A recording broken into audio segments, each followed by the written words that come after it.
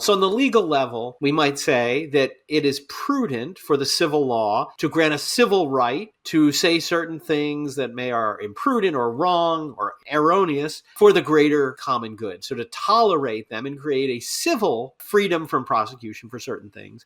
But that's very different, and this is the distinction the church always made, from saying one has a fundamental right or a right in justice to say something that's wrong.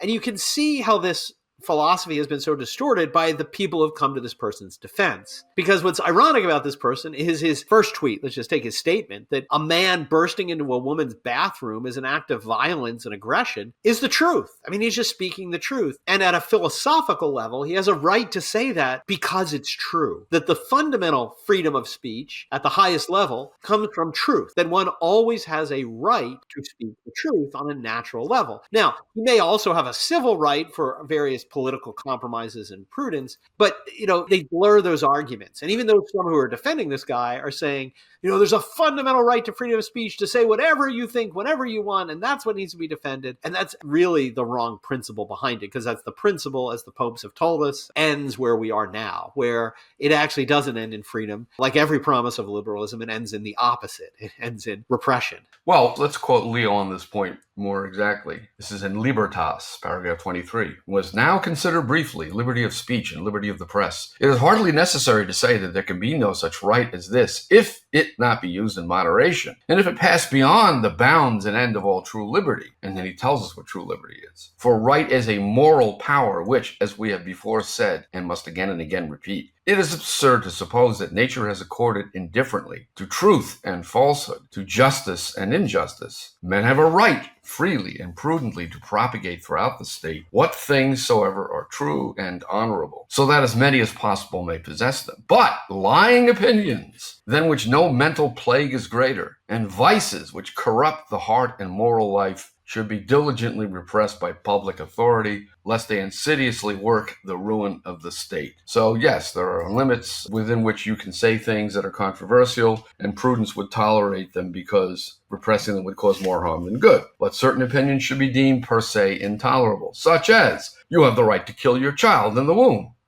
or you have the right to commit sodomy, or you have the right to no-fault divorce. We should have a situation in our society in which whenever you're tired of the marriage contract, you should be able to revoke it.